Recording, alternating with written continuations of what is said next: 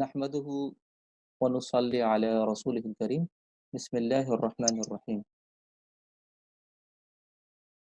So our today's topic of discussion is Islam a complete code of life? Generally, it is said, it is believed that Islam is a complete code of life. So today we would discuss what actually the code of life means, and what does it mean to be a complete code of life, and how Islam can be proven as the complete code of life, and how can we check the perfectness of any religion. How can we check that any religion is perfect? And we will check in a way that we will find the various fields or the aspects of human being in which they are involved, and then we will check that whether or not Islam gives. And then we will discuss two important ayat in the Holy Quran, and apparently they are contradicting, but Holy Quran itself says that the Holy Quran ayat of Holy Quran are not contradicting. One of the ayah is La ikraha fid din, that there is no compulsion in religion. And the other ayah says that Udkhulu fis silmi kaffa, enter perfectly in Islam. That there is no compulsion in religion, no force, no compulsion. Uh, Means there is a relaxation, okay, there is choice. But other ayah says that there is no choice at all, that enter perfectly in Islam. So how can we interpret them, or is there any interconnection in this ayah? And then we will discuss what actually the nature of the commandments of Islam. So we will start our discussion from a word complete code of life. When we hear complete code of life, so what pops up in our mind? What appears in our mind when we say complete code of life? What does it mean, complete code of life? When we say complete code of life, it means that all the aspects of human life in which human beings involve. So complete code of life means that for example, Islam covers all the aspects of human life in which human beings are to be dealt in. So this is a claim. So first we will check what are the different aspects of human life. So is it possible or not that we can, or what are the different aspects of human life in which any religion should give instructions, should guide the human being? So that can be arranged under 5 main headings, okay? And these could be imaniyat, or ibadat, or akhlaq, or muamalat, and muashara. So any religion must guide what to believe in, okay? That may be called articles of faith or imaniyat, okay? And religion also guides how to worship, okay, and how to behave with the others, and how to deal with the others, and how to live in a society, how to live as an individual in a society, how to behave in a society, or what impression should the community of that religion give as a whole. These are the 5 aspects. If any religion deal comprehensively, completely in these five aspects in which human being needs guidance, so that religion should be called, uh, should be believed in to be a complete code of human life. And if the guidance of that religion is not so perfect, or not complete, or not comprehensive, so that religion should not be regarded as a complete code of life. So let's check whether or not Islam guides us in these 5 aspects of human life or not, and how much guidance it gives. So the first point, that every human being have some beliefs and some concepts, okay? So Islam guides us what to believe. So to be a follower of Islam, if someone want to be a Muslim or someone is a Muslim, so he should believe in one statement, and that is La ilaha illallah Muhammadur Rasulullah. There is no God, there is no ilah but Allah, and Muhammad is his messenger. So whosoever read and believes in this kalima La ilaha illallah Muhammadur Rasulullah, so he is Muslim. Very straightforward and simple way to be a follower of Islam. If we need some more detail, to Islam says to believe amantu billahi, to say amantu billahi wa malaikatihi wa kutubihi wa rusulihi wal yawmil akhir wal qadri khayri wa sharri min Allah ta'ala wal ba'th ba'da al maut wal ba'th ba'da al maut. These are the detailed instructions of Islam. So Islam guides us what to believe, That's called imaniyat. And Islam gives detailed instruction about what to believe in Allah. You need to believe in Allah means to believe in the oneness of Allah, to believe in the oneness of the attributes of Allah, to believe in the oneness of the authority of Allah. So from all these aspects, Islam gives instructions that what to believe in, how to believe, and from which aspects to believe in Allah subhanahu wa ta'ala, and oneness of Allah subhanahu wa ta'ala. And about the angels, Islam gives detailed instructions. About the books, Islam gives detailed instructions that the book, the Holy Quran, this is essential to be a Muslim, to believe in it, as well as to believe in all those books and all those scriptures or the contents that Allah subhanahu wa ta'ala has revealed to any messenger in any era. Okay, if someone believes in the Holy Quran but does not believe in any book that Allah subhanahu wa ta'ala has revealed in any era to any prophet, so he does not deserve to be called a Muslim. Similarly, Rasul and Risalat, to believe in the Rasul, messengership of those that Allah subhanahu wa ta'ala sent for the guidance of mankind, and their truthfulness and their chastity, what we call their chasteness, and that they have performed their duty and they were all successful. And to believe in the life after death, the last day when people will be raised to Allah subhanahu wa ta'ala, and the resurrection when people will be raised to Allah subhanahu wa ta'ala, and everything is from Allah subhanahu wa ta'ala. No one can do anything without the permission of Allah subhanahu wa ta'ala, neither good or not the bad. Allah subhanahu wa ta'ala has control over everything. That is called taqdeer or destiny.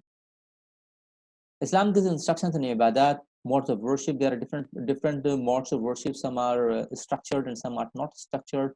For example, we can beg dua Allah subhanahu wa ta'ala at any time, in a day or in night, raising hands, without raising hands.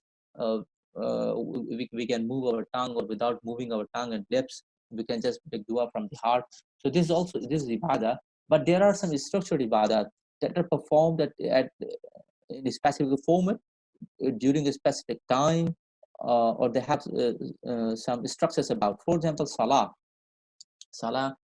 This is prescribed in Muslim 5 times a day. So there is specific time for the Fajr, and for specific time for the Dhuhr and Asr and Maghrib, and there are a specific number of rak'at in one Salah, or there are some conditions for Salah, and there are some conditions for Salah, and there are some other aspects as well.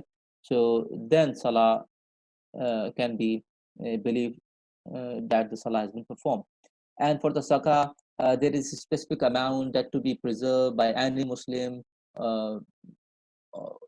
for and then a specific amount out of that amount is to be given as a charity to a specific category of people. That makes the sense of zakah. And as for the Som is not prescribed on a Muslim anytime or any days. Rather, the Som is prescribed on a Muslim on a specific month, that is called Ramadan. And similarly, the Hajj is performed in specific days, and the Hajjaj are supposed to be at a specific place at a specific time. For example, when they are supposed to be on 9th and 10th and 11th and 12th, and what actions they are supposed to be performed on specific days. Okay, so that means the Hajj. So Islam gives very clear instructions about the structured ibadat. So about that structured ibadat, there is hadith that Rasulullah sallallahu alaihi wasallam did said, "Buni al-Islam wa ala khamsin." Edifice Islam is based on 5 pillars: shahadati Allah ilaha illallah wa anna Muhammadan abduhu wa rasuluh, to testify, to bear witness that there is no ilah than Allah, wa anna Muhammadan abduhu wa rasuluh, and that Muhammad sallallahu alaihi wasallam is Allah's slave and his messenger, and wa iqam salah, and to perform salah or to establish salah, wa ita'i zakah, and to pay zakah, wa ita'i zakah, wa sawmi ramadan, wa ita'i zakah wal hajj, and to perform hajj, wa sawmi ramadan, uh, and to keep fast in a specific month that is called Ramadan. So this is a very clear, straightforward instructions from Islam about the structured form of ibadah. And then we come to the akhlaqiyat. Islam gives open rule. There is no restriction, no no limits, no restrictions. Anyone can behave good with the others. And akhlaq we can define in a way that to help others, uh, for the sake of Allah, and having no intention of getting worldly benefit. Okay. So in the preference, those who come amongst the human being on the top are the parents. Okay. And among the parents,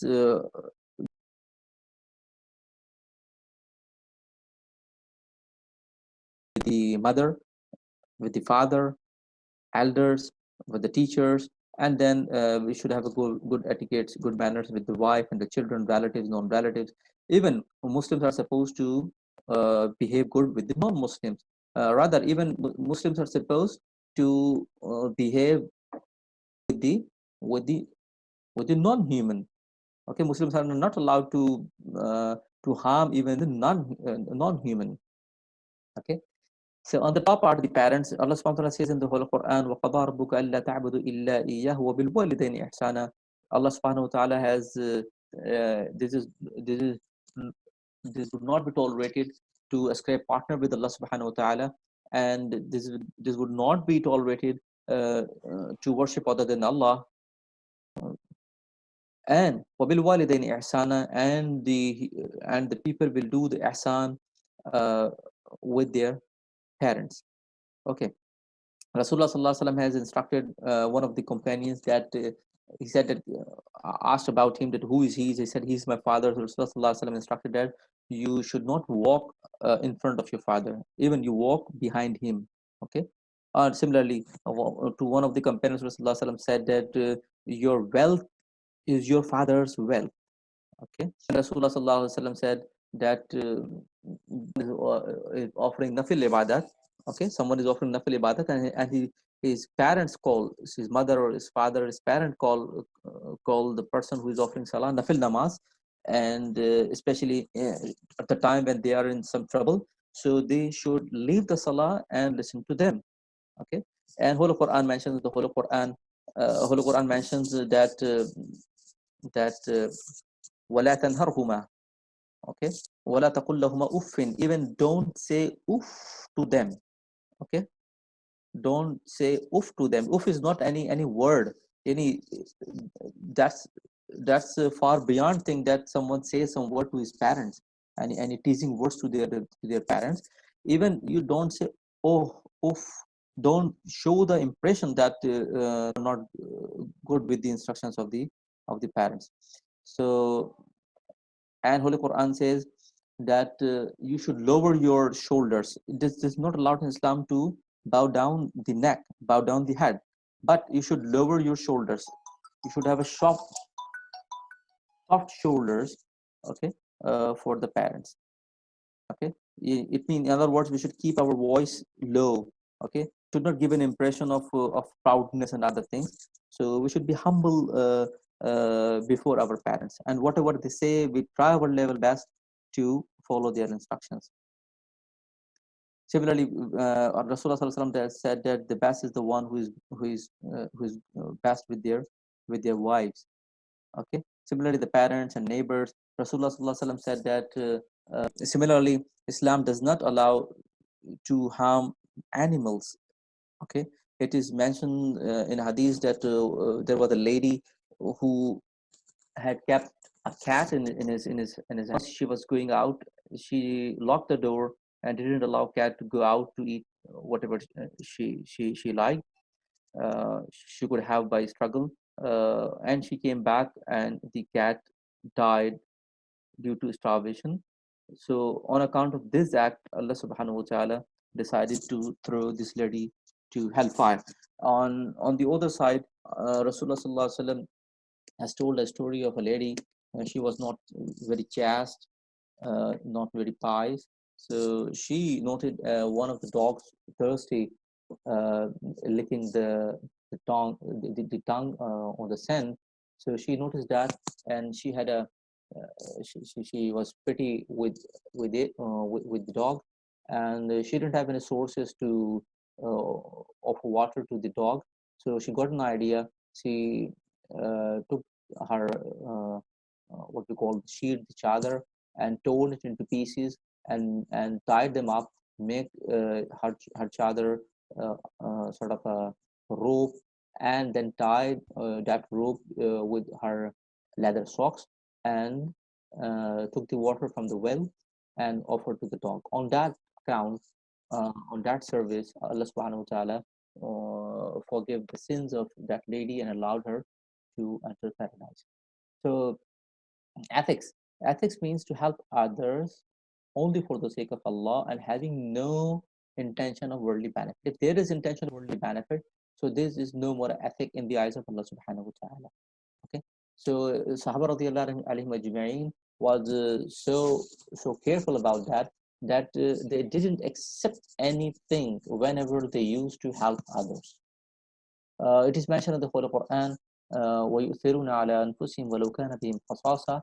They prefer others, they give priority to the others, even though they themselves are needy. Okay, and they did not accept anything. They used to say, وَيُطْعِمُونَ الطَّعَامَ عَلَى حُبِّهِ مِسْكِينًا وَيَتِيمًا وَأَسِيرًا إِنَّمَا نُطْعِمُكُمْ لِوَجْهِ اللَّهِ لَا نُرِيدُ مِنكُمْ جَزَاءً وَلَا شُكُورًا. They feed the others, different categories that we mentioned in the Holy Quran, and they say they help them only for the sake of Allah, and uh, uh, we do not expect any return from them. They didn't say by tongue, but rather they have it. They do the act with this intention that we do not expect any return in this world from them. So once it happened that a person came to Ummi Aisha radiallahu anha, and he asked something. Ummi Aisha radiallahu anha gave, and then she asked to her servant to chase that gentleman and see what he is doing or what dua he is giving or what. So the servant chased him, and he knew that that gentleman was giving dua to Ummi Aisha radiallahu anha. He came back and informed Ummi Aisha radiallahu anha. So the same Ummi Aisha radiallahu anha gave dua to that gentleman with the same words. That Sahaba radiallahu anhu was so careful about the matter of akhlaq. They didn't expect, they didn't accept anything when they were performing any action by name of akhlaq. But can the system of this of our worldly matters run if only we do the akhlaq and there is no muamalat? For example, you go to fill your tank of your vehicle, and you say just jazakallah. And so can we run the system this way by by way of akhlaq? Obviously not. Okay, so there is a system Allah subhanahu wa ta'ala has made that everyone needs help of others, but we also need to expect and to receive some returns. So when someone helps others, someone helps others for the sake of Allah, having no intention to worldly benefit, so Islam does not impose any restrictions that whatever amount you have 1 rupee, 2 rupee, 1,000, 10,000, whatever you have, you can offer to the others. Okay, whenever you have, whatever you have, or whatever way you can help others. You can offer your seed to the others, you can offer water to the others, you can give a water, you can give a any other you can give a cold juices or whatever stuff you want to take them, okay, no matter. But if when you expect returns from the person you are helping them, okay, or when you have intention that, so Allah subhanahu wa ta'ala in form of Islam, in the form of Islam, gives clear instructions and decides your status and decides your responsibility and decides your reward. Everything is decided by Allah subhanahu wa ta'ala through Prophet Muhammad sallallahu alaihi wasallam, and that is called muamalat. So we can define muamalat in a way that to help others, like akhlaq, to help others for the sake of Allah. The same thing here, to help others for the sake of Allah. For example, you get your tank filled with the fuel, so actually that gentleman has helped you. If he didn't help you, he didn't give you the fuel, so you had been in trouble.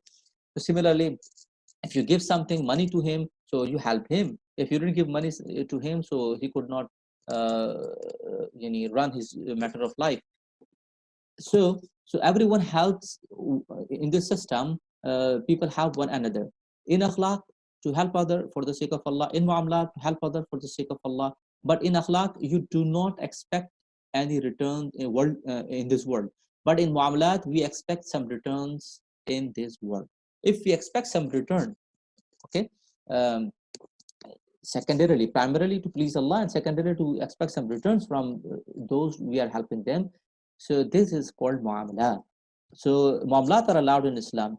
Okay, exactly. Muamalat are allowed in Islam, and different relations are created when the matter of muamala comes into an action. Like, for example, you are working somewhere, so you have an employer and you are the employee. So there are some responsibilities of employee, okay, he's accountable for, and he's accountable before Allah subhanahu wa ta'ala as well. Similarly, there are some obligations on employee in context of his relation with the employer, and he is responsible to perform them, and he's accountable before Allah subhanahu wa ta'ala as well. For example, you are employee, and you are supposed to perform 8 hours in a week, and you are being given some assignments, so you should not waste your time. And even if you have been given assignments, okay, and at that time you are performing your nafli ibadat, you're doing your zikr, your askar and other things, so you are not actually practicing Islam, because you have made a contract with the employer that you will serve him, and against this services, then the employer will give you a specific amount that has been mutually agreed with the both parties. So if the employee is performing any other act, even he's offering nafli namaz and nafli askar and other things, okay, and he's not performing his job, okay, that he's supposed to do in the light of the contract, so actually he's not practicing Islam, okay. He's answerable to Allah subhanahu wa ta'ala, and his earnings are not supposed to be pure, okay. And similarly, employer has employed someone, for example, and the jobs are assigned, job description is there, but he is enforcing him to perform uh, extra work, or he is expecting he's making a situation a way that the employee should give more time beyond the time that has been decided with them. So employer is doing the injustice, and he's answerable to Allah subhanahu wa ta'ala, and obviously his way is not acceptable. Similarly, buyer and seller, Islam gives detailed instructions about buyer and seller, okay. um, for example, in Islam, this is not allowed uh, to sell something that you doesn't own, or to sell something that is not in your possession, or to sell something that does not exist. So there is detailed instructions to sell something that is not valuable in the eyes of Allah, or to sell something which are the organs of human body. These are not allowed to sell in Islam. Similarly, this is not allowed to sell in Islam sort of receivables, okay, or the payables or other things.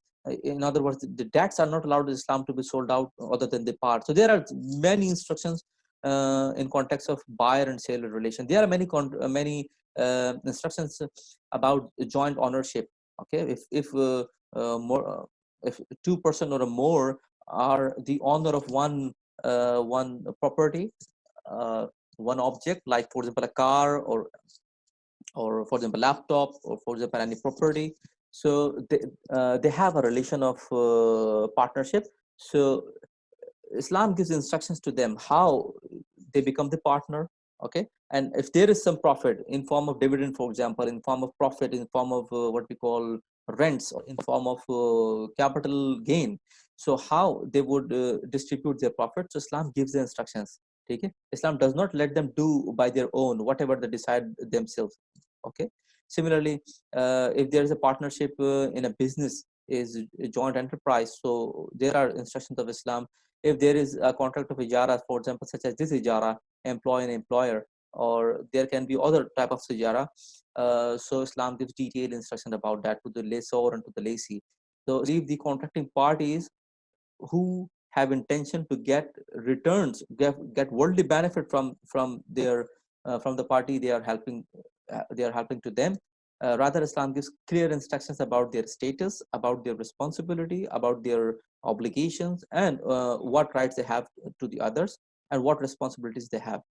Okay, so by this way, Islam differentiates between akhlaq and muamalat.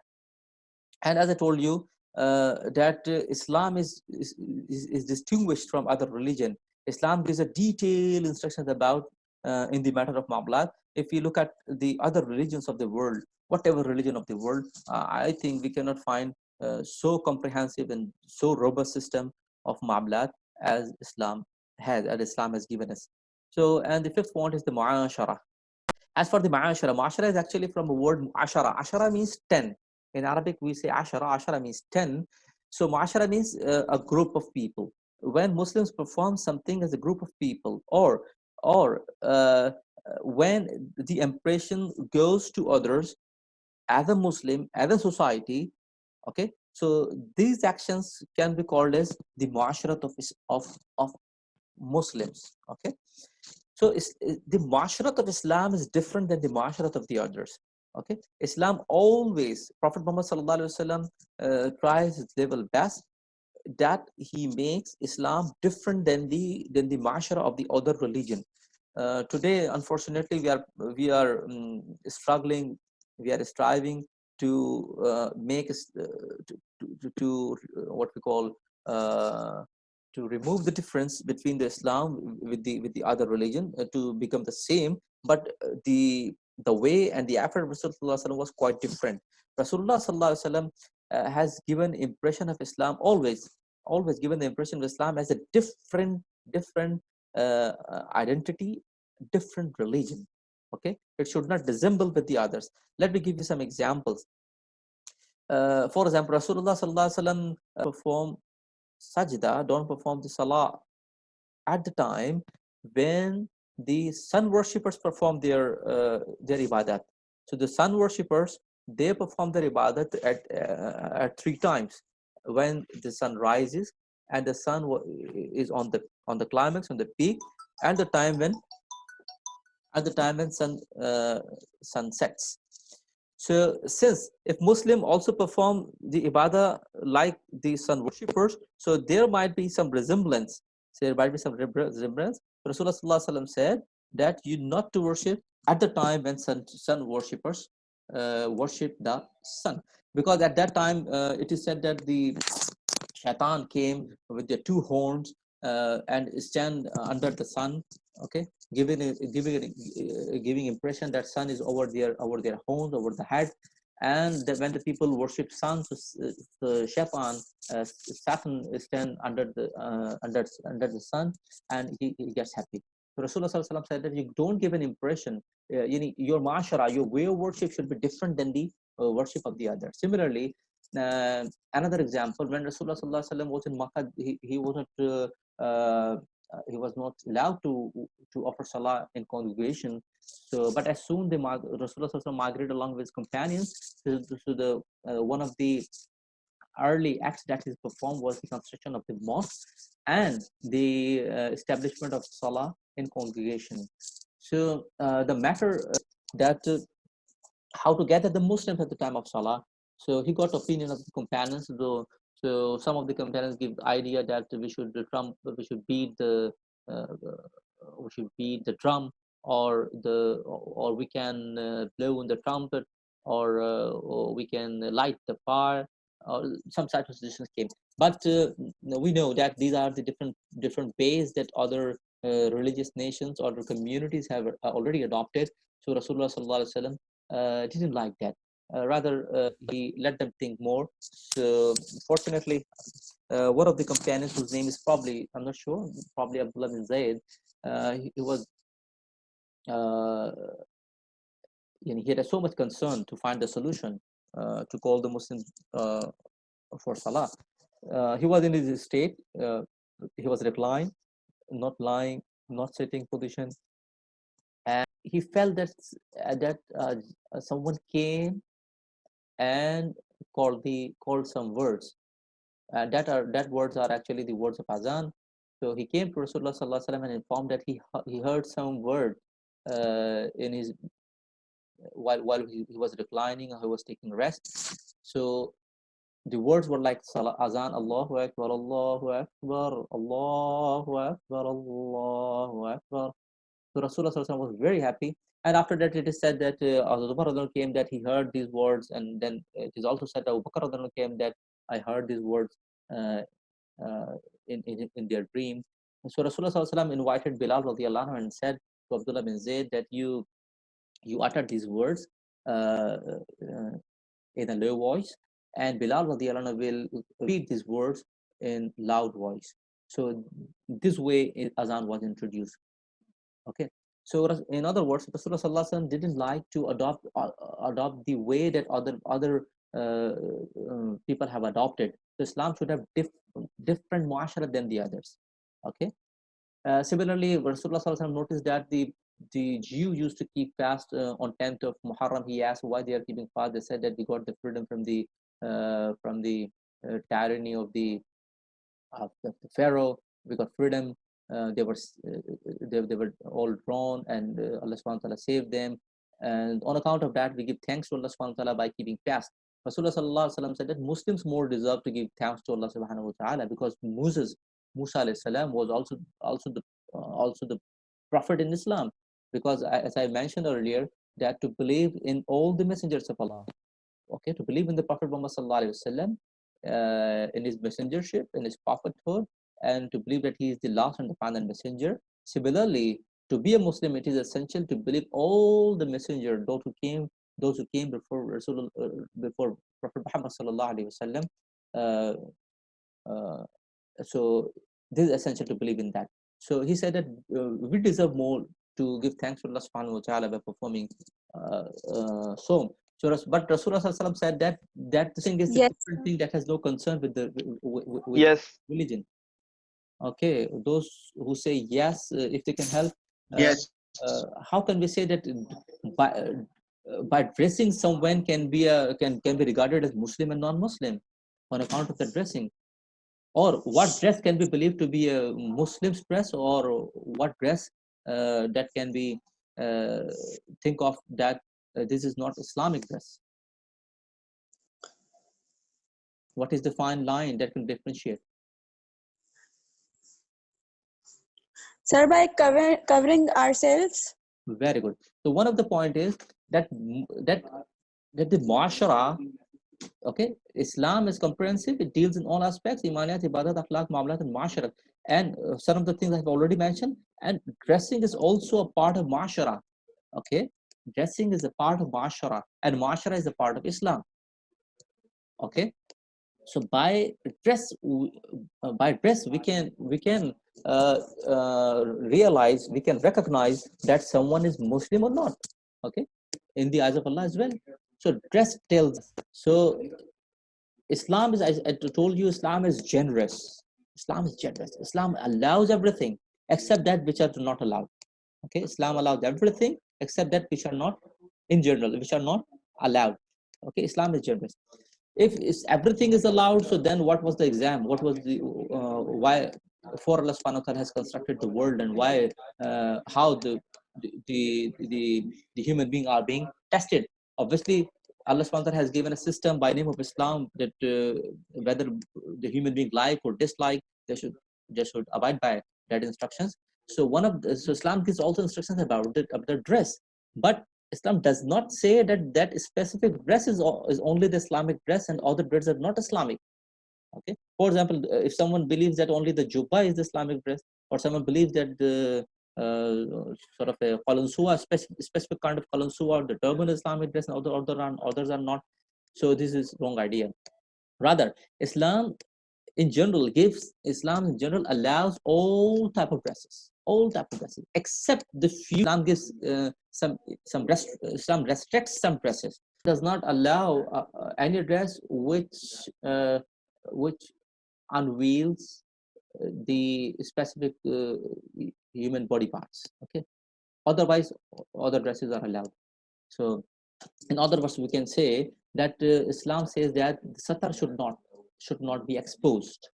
Okay. For male, Islam says the satar is from navel to the knees. Rasulullah sallallahu alaihi wasallam said that al-faqidu awra, the thighs are. Allah said that the thigh is aurat. Thigh aurat hai, isko chupaya jayega.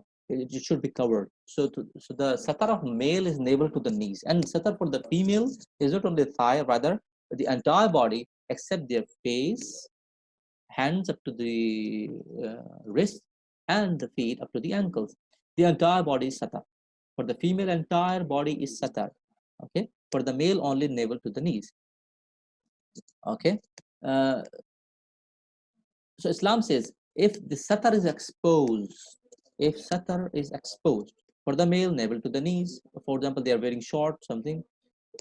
So so so they are not practicing it. In other words, they are not Muslims. They are not practicing Islam. Okay. Okay. And if the any part of the body of a female, Muslim female, except their face from forehead to the chin and the right lobe of the ear to the other lobe of the ear, and the hands up to the wrist and the feet up to the ankles, except this, if more than this part is exposed, so they are not abiding by the instructions of Islam, or they are not following Islam in the matter of dresses. So in the matter of dress, they are not Muslim. Got the point? In the matter of dress, they are not Muslim. For example, a person offering salah, and after offering salah, he takes bribe, rishwat, and he deals in the riba, interest. So we say that he's offering salah like Muslim, but his dealing are not Muslim. Similarly, if someone's dress is not according to the Islamic instructions, that Islamic restrictions that Islam has imposed, so he is not Muslim in the matter of dress. So he is answerable to Allah subhanahu wa ta'ala. May Allah save all of us. So for the female, I have told you what is a satar. If satar is exposed anyway, so this is not Islamic dress. Number two, if satar is exposed anyway, one of the ways that we should not cover that part, or another ways we should someone wear so much tight dress, skin fit or tight dress, that the satar part is exposed, is the structure is exposed. So this is not allowed. This is not Islamic dress. If the satar parts are exposed, the structures are exposed, so this is not an Islamic dress. The point is that this is not allowed, that the male wear the specific female dresses, and vice versa. Female should not wear the dresses that are specific for the male. Okay. So if they do so, they are sinful in the eyes of Allah subhanahu wa ta'ala. And next point, the dress should not be a sign of proud. Whatever dress we wear, if we have feeling of proud, okay, so this dress is not acceptable in Islam. Okay? And the last and the final point is that the dress of Muslims should not resemble with the religious dress of any other religious community. So these are the 5 restrictions.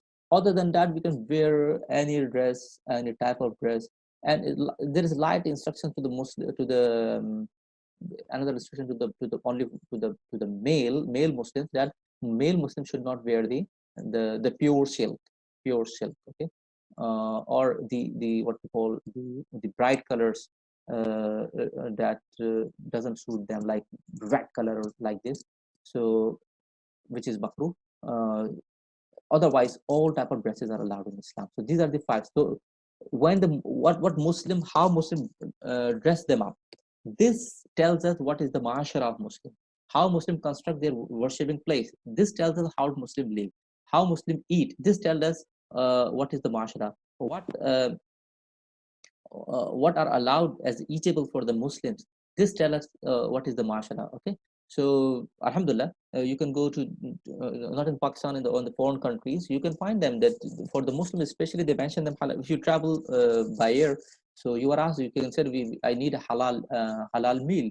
So there is meaning of halal meal. Okay, so the way Muslims eat, what Muslims eat, how should Muslim dress, how should Muslims celebrate, the way Muslims celebrate the Eid al-Adha and Eid al-Fitr, these are quite different than the celebration of the others. Okay, so this way Islam deals in all aspects of human life, and this way Islam is complete and perfect, and this way Islam is so comprehensive, and this way Islam differentiates it from the other religion of the world.